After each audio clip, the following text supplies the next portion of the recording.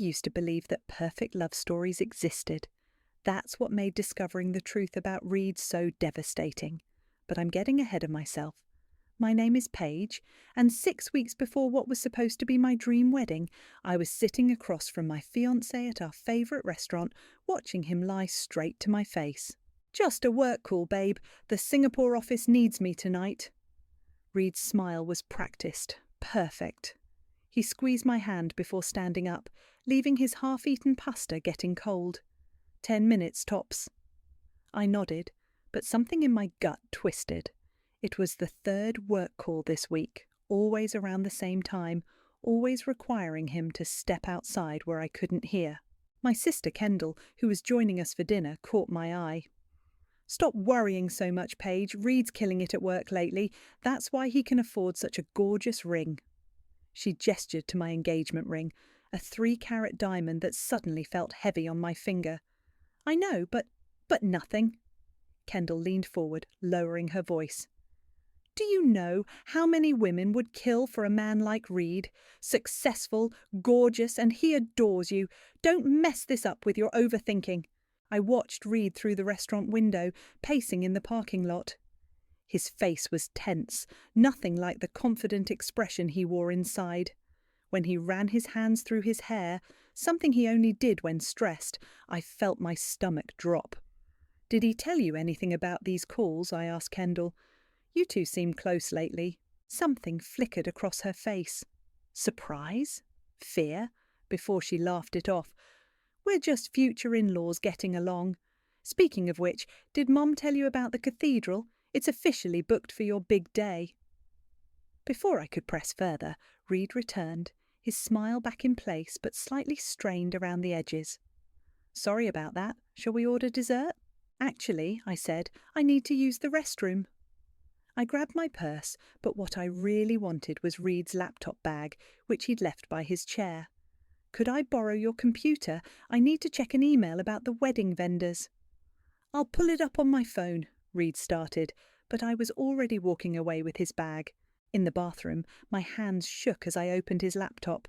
I told myself I was being paranoid, that Kendall was right about my overthinking. The password was still my birthday. At least that hadn't changed. What I found made my blood run cold. Bank statements, dozens of them, transactions to online gambling sites, poker rooms, sports betting, tens of thousands of dollars gone. But what really made me sick was a credit transfer notification with my sister's name on it. Kendall had co-signed a loan for Reed, a massive one, just last week. My phone buzzed. A text from Kendall. "Everything okay in there?" I stared at my reflection in the bathroom mirror. The woman looking back at me seemed different somehow. Harder, colder. I thought about all the signs I'd ignored, Reed's mysterious absences, the way he'd insisted on separate bank accounts, how Kendall had become his biggest cheerleader these past few months. Another text. "Reed needs his laptop back. Important work stuff." I took photos of everything, my hands steady now. Then I walked back to our table, laptop tucked under my arm, and saw them whispering urgently to each other. They jumped apart when they noticed me. "Everything okay, honey?" Reed asked, reaching for his computer. I handed it over with a smile that felt like broken glass. "Perfect, just perfect." I sat down and picked up my wine glass. "So, Kendall, want to tell me about that loan you co-signed? The one for $300,000? The colour drained from both their faces. In that moment, I realised this wasn't just about gambling debts or betrayal. This was about my entire world being built on lies, and it was about to come crashing down. But they had no idea that I was ready to light the match myself. I chose Sunday family dinner for the confrontation. If my world was burning down, I wanted witnesses. "More wine, dear?" My mother Eloise topped off my glass without waiting for an answer. "Reed, darling, tell everyone about the honeymoon plans." Reed cleared his throat, shooting a nervous glance at Kendall. "Actually, we might need to adjust those plans a bit." "Adjust?" I set down my fork. "Why don't you tell them exactly how much adjusting we need, Reed? Or should I?" The dining room fell silent. My father Andy stopped mid-chew, fork hovering. Kendall suddenly became very interested in her napkin. "Paige," Reed warned quietly, "not here." "Yes, here." I pulled out my phone, where I'd saved the screenshots. "Would anyone like to see where $300,000 disappeared to? Spoiler alert, it wasn't on our honeymoon." "Paige!" My mother's voice cracked like a whip. "This is hardly appropriate dinner conversation." I laughed, the sound harsh even to my own ears. "You know what's not appropriate? My fiancé gambling away our future while my own sister helps him hide it." The room erupted. Reed stood up, chair scraping against hardwood. "I can explain." "Explain what?" I turned my phone screen toward the table. "The poker sites, the sports betting, or maybe explain why my sister had to bail you out." "It's not what you think," Kendall finally spoke, her voice trembling. I was trying to help. "Help?" I spun toward her. "By lying to my face? By watching me plan a wedding while knowing he was drowning in debt?" "Enough." My mother slammed her hand on the table. "Paige, you're being hysterical. Every couple has financial hiccups." "Hiccups?" I scrolled through more screenshots.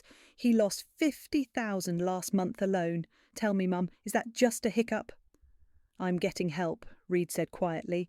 "I joined a program. Kendall's been supporting me." "Oh, I bet she has." I stood up, my chair toppling backward. "Tell them the rest, Kendall. Tell them how long you've known. Tell them about the other loans." My sister's face crumpled. "I was protecting you." "The wedding is off." The words came out clear and cold. Someone laughed. I think it was my father. "Don't be ridiculous," he said. "Sweetheart," my mother reached for my hand. "You're upset, I understand. But Reed is a good man. You'll never find better. We can work through this as a family." I yanked my hand away. "A family? Is that what we are? Because from where I'm standing, I see a bunch of people who'd rather protect a lie than tell me the truth." "You're being dramatic," Kendall snapped. "This is why I didn't tell you. You always overreact." "Overreact?" I pulled my engagement ring off and dropped it into my wine glass. It made a satisfying plink as it sank. "There's your ring back, Reed. I'm sure you can pawn it for a few more hands of poker." More laughter, nervous and scattered. They thought I was bluffing. "Paige," Reed stood, reaching for me. "Baby, please, we can fix this." I stepped back. "The funny thing is, I'm not even angry anymore. I'm just done. Done with the lies, done with this family's obsession with appearances, done with all of it." "You'll regret this," my mother said sharply. "You're throwing away everything over one mistake." "No, Mom, you're wrong." I grabbed my purse. "I'm not throwing away anything. I'm choosing myself." As I walked toward the door, Kendall called out, "Where are you going to go? What are you going to do?" I turned back one last time, taking in their faces, Reed's panic, Kendall's guilt, my mother's fury, my father's confusion. "I'm going to build something better, and none of you are invited." The door slammed behind me with a finality that felt like freedom. In my car, I pulled out my phone and typed out a quick email to my boss at the nonprofit. "I need to talk about my future with the organisation. I have some ideas." They thought they'd broken me. They thought I'd come crawling back. But they had no idea what I was capable of when I had nothing left to lose. Let them laugh. I'd give them something to really laugh about. 3 weeks after walking out on my family, I was living in a tiny studio apartment and drowning in wedding cancellation fees. My phone buzzed constantly with messages I refused to read. The only calls I answered were from wedding vendors, each one more irritated than the last. "What do you mean you won't refund the deposit?" I pressed my forehead against my kitchen counter. "The wedding is cancelled." "The contract clearly states—" The florist's voice droned on about terms and conditions. A knock at my door interrupted the call.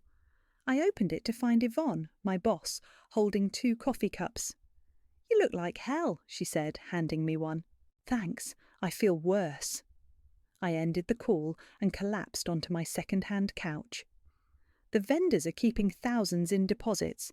Apparently, my fiancé is a gambling addict isn't covered in the cancellation policy." Forget the vendors. Yvonne sat beside me. I've been trying to reach you. Where's the passionate woman who pitched me that youth mentorship program last month? I laughed bitterly. She found out her entire life was a lie and had a mental breakdown. No, Yvonne leaned forward. She finally got free to do something that matters.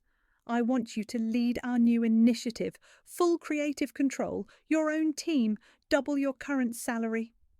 I nearly dropped my coffee. What?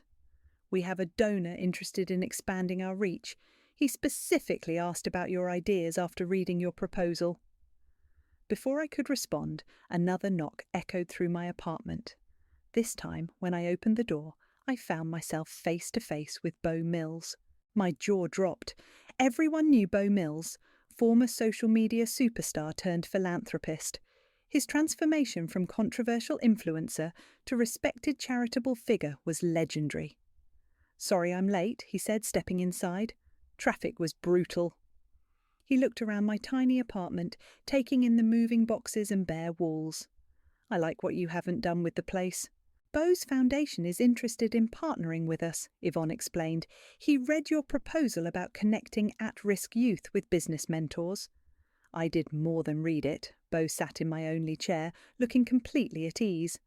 "I showed it to my board. We want to fund it, full scale." I sank back onto the couch. "Why?" "Because it's brilliant." He pulled out his phone, showing me a presentation. "Your idea about using social media influencers as mentors? Genius. We have millions of followers doing nothing but pushing products.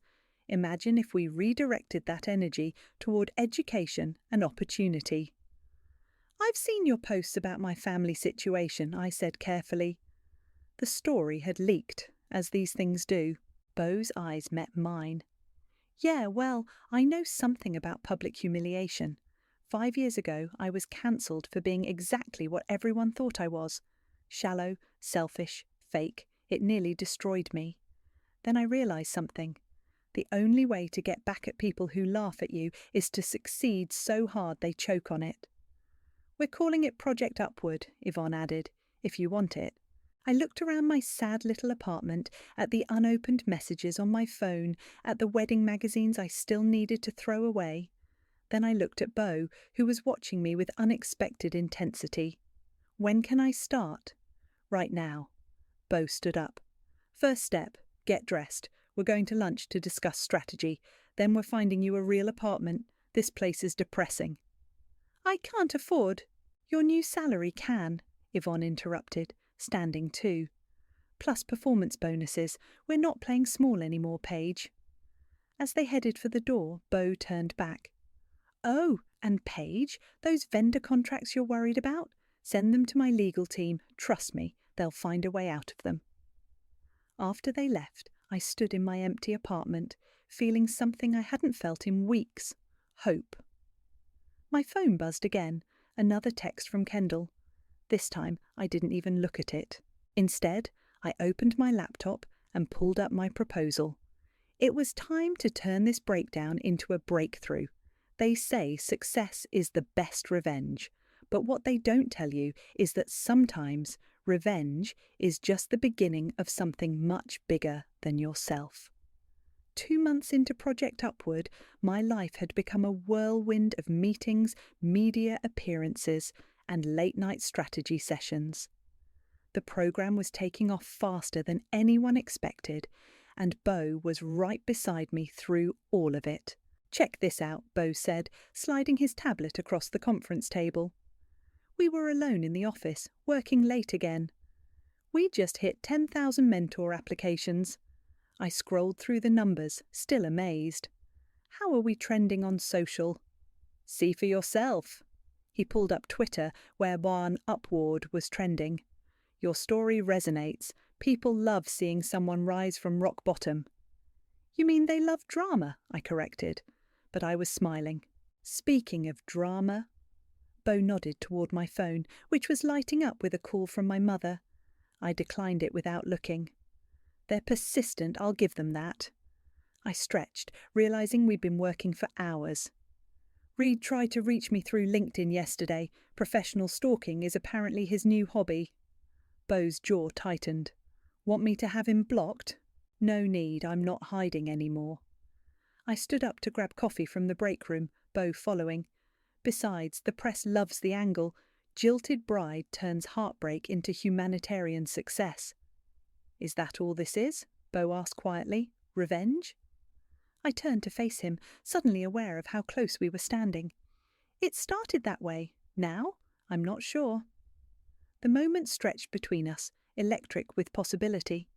Then London, our PR director, burst in. Sorry to interrupt your coffee break, lovebirds, but you need to see this. She held up her phone, showing us a local news website. There was Reed, standing next to my sister Kendall, both of them looking sombre in a staged photo op. Local business leader partners with family services, I read aloud. Reed Boyd announces charitable initiative with social worker Kendall Riley. My laugh was hollow. Wow, they're really trying to counter-program us. It gets better, London scrolled down. They're focusing on gambling addiction support. Reed's going public with his journey to recovery, and your sister's playing the supportive friend who helped him find help. They're trying to control the narrative, Beau said, his voice hard, make themselves look like the heroes. I set my coffee down, hands shaking slightly. They can't compete with us. We have real results, real impact. Paige, London's voice was gentle. There's more. Your mother's quoted in the article. She says she's heartbroken that her daughters are letting personal issues divide their charitable work. The room spun slightly. Beau's hand found my shoulder, steadying me. You okay? He asked. No, I admitted, but I will be. I turned to London. Release the expansion numbers, all of them. Show exactly how many kids we've helped, how many mentors we've recruited, and schedule that TV interview I've been avoiding. London grinned. Now we're talking. What about the Forbes piece? Do it, but I want Beau featured too. None of this happens without him. Done! London headed for the door, then paused. Just be careful. They'll look for any weakness to exploit, including... She glanced between Beau and me meaningfully. After she left, Beau turned to me. She's right. If they realise there's something between us. Is there? I met his eyes. Something between us? Instead of answering, Beau stepped closer. His hand was still on my shoulder, warm and steady. You tell me, because I've been trying really hard to keep this professional, but I haven't felt this way about anyone in a long time, and it scares the hell out of me. I reached up, covering his hand with mine. Me too. He leaned in slowly, giving me time to pull away. I didn't. When his lips met mine, it felt nothing like kissing Reed. This wasn't careful or calculated. This was real. When we broke apart, Beau pressed his forehead to mine. They're going to use this against you. Let them try. I smiled. I'm done letting fear of what they'll say control my life. Good. He kissed me again briefly. Because I'm not going anywhere. My phone buzzed again. Another news alert about Reed and Kendall's project. This time, I didn't even look. I had better things to focus on. The invitation arrived on heavy cream cardstock, wrapped in a silk ribbon. I didn't need to open it to know what it was. Kendall's signature scent wafted from the envelope. You've got to be kidding me, London said, watching me turn the envelope over in my hands. We were having lunch in my office when the courier delivered it. She's actually inviting you to her wedding. I slid out the invitation. Gold foil, letterpress, the works. To the joyous union of Kendall Riley and Marcus Taylor, I read aloud. Wait, Marcus Taylor, the real estate developer? The one whose family owns half downtown? London whistled. Guess she traded up from Reed. 3 months! I shook my head. It took her 3 months to get engaged again. Classic Kendall move. London grabbed the invitation. Look at this venue, the Metropolitan Cathedral. Wasn't that where you and Reed were supposed to... Yep. I popped the P sound, trying to stay casual. The same place. Same florist too, by the looks of it. My phone lit up with a text from Beau. Just got my invitation. Want me to be your +1 and watch the world burn? Before I could respond, my office door flew open. Yvonne rushed in, waving her tablet. Have you seen the society pages? Your sister's wedding announcement is everywhere. They're calling it the social event of the season. Of course they are. I leaned back in my chair. She's probably invited every journalist in the city. It's a power play, London said. She's trying to show everyone she's moved on. She's winning. She's trying to hurt me, I finished quietly. And honestly, it's working. Beau appeared in my doorway, still in his suit from a board meeting. No, it's not, because we're not letting her win. We're not. He crossed to my desk, took the invitation from my hands, and dropped it in the trash. Nope, because you're getting married first. The room went silent. London's jaw dropped. Yvonne gripped her tablet tighter. I'm what now? I stared at Beau. He knelt beside my chair, taking my hands in his. Marry me, Paige. Not next year, not someday. Now, before Kendall's wedding. Beau! I searched his face for any sign of doubt. Are you asking because you want to, or because you want to help me get back at them? Both. His smile was wicked. But mostly because I've known since that first late-night strategy session that you're the one I want to build everything with. The revenge is just a bonus. London cleared her throat. The cathedral's booked solid for Kendall's wedding. You'll never find a venue in time. Actually, Beau's eyes sparkled. I made a few calls this morning. The cathedral had a cancellation, 2 weeks before Kendall's date. How did you? I may have outbid someone, he shrugged. Perks of being a reformed influencer with too much money. I laughed, tears pricking my eyes. This is insane. That's not an answer. Beau squeezed my hands. Marry me. Let's show them what real love looks like. Let's make it about more than revenge. Let's make it about building something beautiful. Say yes! London was practically bouncing. Do you know what this would do for our PR? The headlines write themselves. London, Yvonne scolded, but she was smiling too. I looked at Beau, really looked at him. At the man who'd helped me rebuild when everything fell apart. Who saw my anger and pain and said, let's turn this into something good. Who made me laugh when I thought I'd forgotten how. Yes, I said softly, then louder. Yes. He pulled me into a kiss while London and Yvonne cheered. When we broke apart, I was laughing through tears. One condition, I said, wiping my eyes. We donate everything. All wedding gifts go to Upward. Match every dollar. Make this bigger than us. Already planned on it, Beau grinned. Want to really drive them crazy? Let's announce it today. My phone buzzed. A text from Kendall. Did you get my invitation? I hope you can make it. Water under the bridge, right? I showed it to Beau, who read it and smirked. Should we tell her? No, I decided, deleting the message. Let her read about it in the society pages she loves so much. This time, when I laughed, it wasn't bitter at all. It was pure joy. The flowers should be white lilies, my mother announced, striding into my office uninvited. And of course, you'll need to move the ceremony to evening. Morning weddings are so common. I looked up from my laptop, where I'd been reviewing donor matches for our wedding charity registry. It had been 3 days since the announcement hit the press, and this was her first appearance. Hello to you too, Mum. Please come in. Make yourself at home. Don't be snippy, Paige. She sat down, smoothing her designer skirt. I'm here to help. Clearly you need it. A 2-week engagement? People will think that I'm pregnant? I smiled sweetly. Or that I'm trying to steal Kendall's thunder? Which rumour are you here to prevent? I'm here because you're still my daughter. Her voice cracked slightly. Even if you've forgotten that lately. Before I could respond, Beau appeared in the doorway. Ready for the venue walkthrough? Oh, hello, Mrs. Riley. My mother stood, extending her hand. Mr. Mills, I must say, your reputation precedes you. Does it? Beau's smile was polite but cool. Which reputation would that be? The reformed bad boy, or the man who's helping your daughter change lives? The tension crackled. My mother adjusted her pearls, her nervous tell. Both, I suppose, though this rushed wedding seems more like the former than the latter. Actually, I stood up, gathering my things. We're late for our meeting at the cathedral. You remember the cathedral, right, Mum? The one Kendall couldn't book? My mother's face tightened. Paige, please, can we talk about this? Your father and I, we're worried.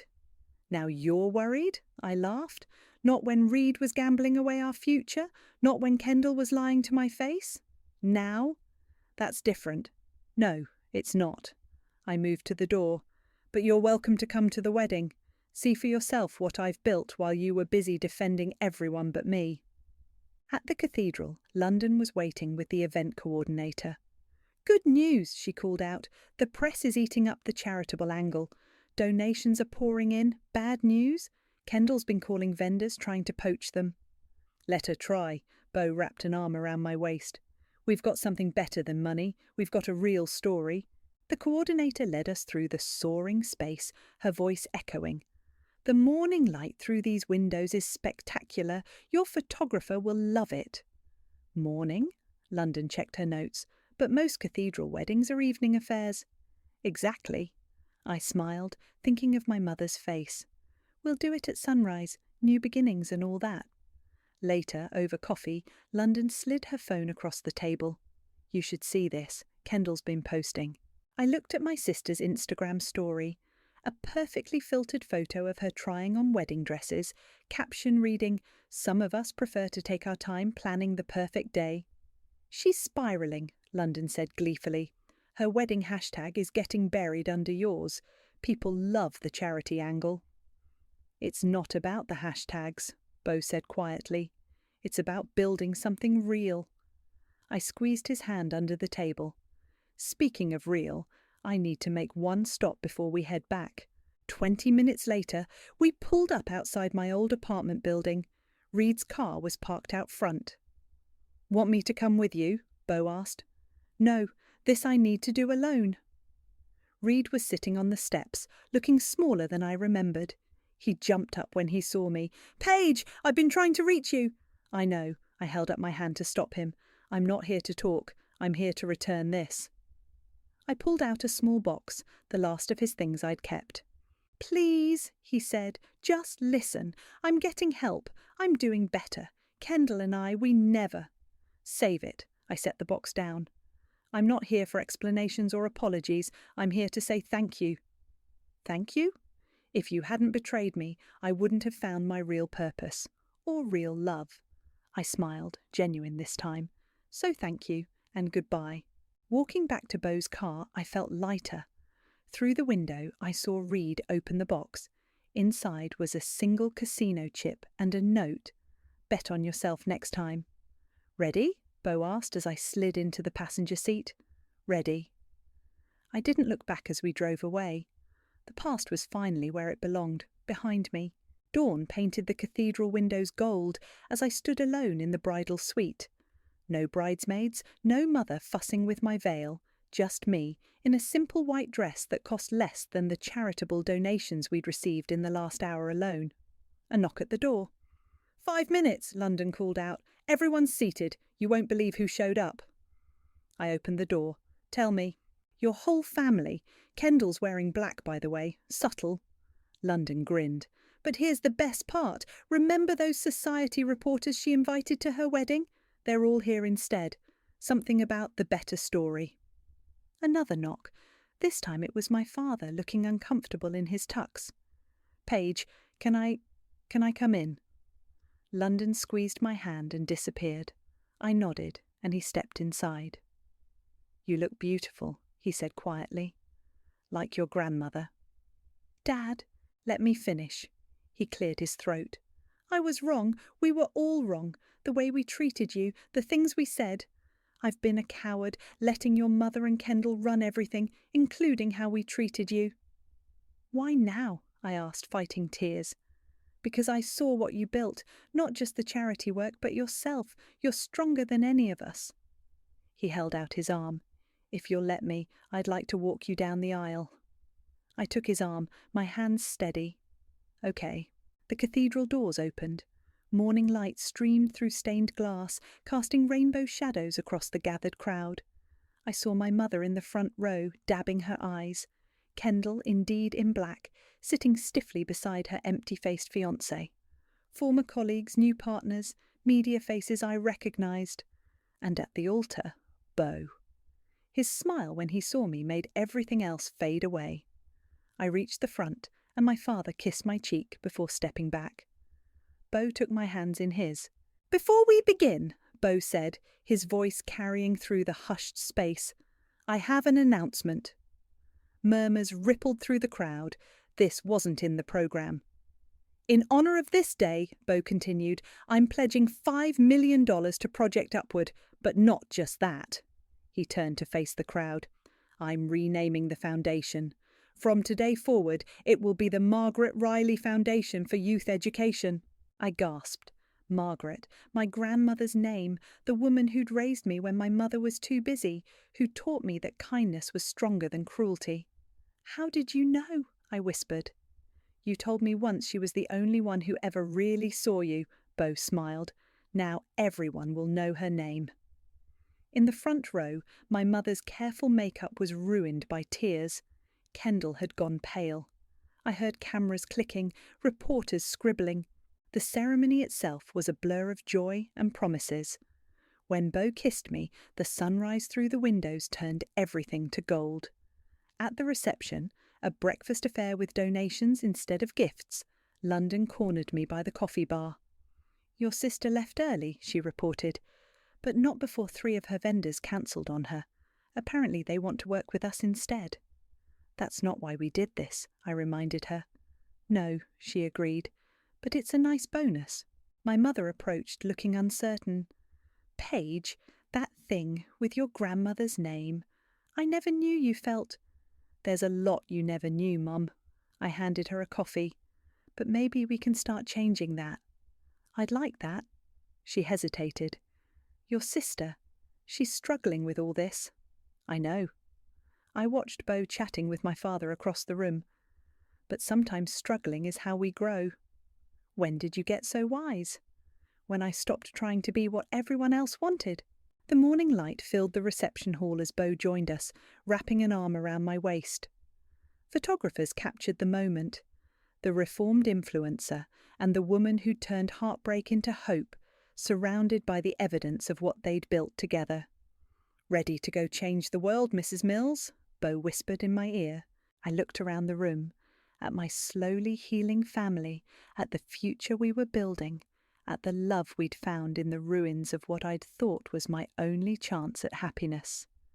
"I already am," I said, and kissed him as the cameras flashed. "And that's how Project Upward changed my life," I finished, looking out at the sea of young faces in the auditorium. Our annual youth summit had drawn hundreds of aspiring entrepreneurs. A hand shot up. "But what happened with your sister's wedding?" I smiled, sharing a look with Beau at the side of the stage. "Actually, there wasn't one. Marcus called it off after learning about some questionable loans in Kendall's name. Turns out Reed wasn't the only one with secrets." Another hand. "Do you talk to your family now?" "We're working on it." I perched on the edge of the stage, getting closer to the audience. My dad volunteers at our mentorship centre twice a week. My mum, she's learning. Last week she actually admitted I made the right choice. Progress comes in small steps. And Reed? Last I heard, he's actually getting help. Real help, not just for show. Sometimes the best thing you can do for someone is let them face their own consequences. Beau joined me on stage, taking my hand. "The point isn't about revenge or winning," he added. "It's about building something meaningful from your pain."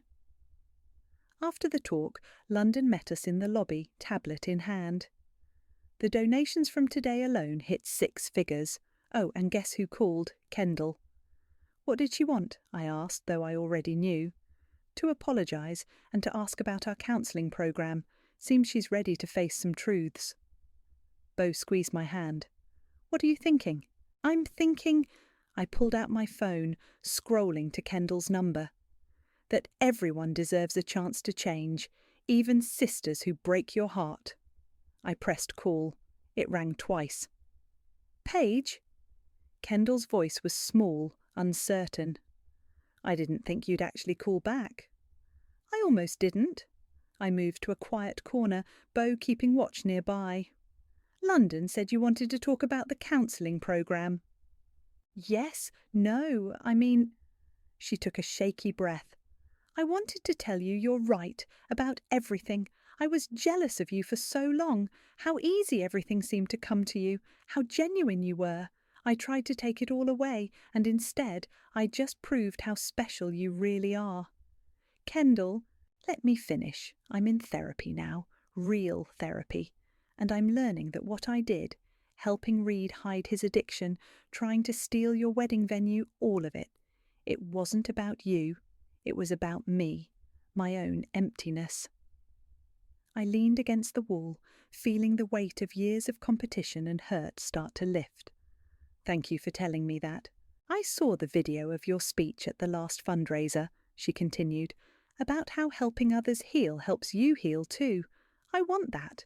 Not for show this time, for real. Come by the office tomorrow, I said. We'll talk about getting you involved. As a participant first, not a leader, you'll have to earn that. I know, her voice cracked. Thank you. After hanging up, I found Bo waiting with our coats. Everything okay? Getting there. I took his hand as we walked outside. Want to know something funny? We're having lunch tomorrow in the same restaurant where I first caught Reed and Kendall lying. Full circle, Bo nodded. But this time you're not walking in afraid of what you'll find. You're walking in strong. Outside, the spring air was crisp. We walked to our favourite coffee shop, the one where we'd planned our wedding, schemed our success, built our dreams. They laughed when I called off my wedding, I mused, watching people hurry past. They thought I was throwing everything away. And now? Now I know I wasn't throwing away anything. I was making room for everything. Bo pulled me close, kissing my forehead. Ready to go home? Almost. I nodded toward the park across the street. See that tree? That's where I cried the night I found out about Reed. I thought my life was over. And now? I smiled, watching a group of teenagers wearing upward hoodies walk past, deep in conversation about their business plans. Now I know it was just beginning. I turned to my husband, the man who helped me turn pain into purpose. No one's laughing anymore. No, he agreed, taking my hand. They're too busy applauding. Together we walked toward home, leaving the past where it belonged. Behind us, a lesson learned, a bridge to something better.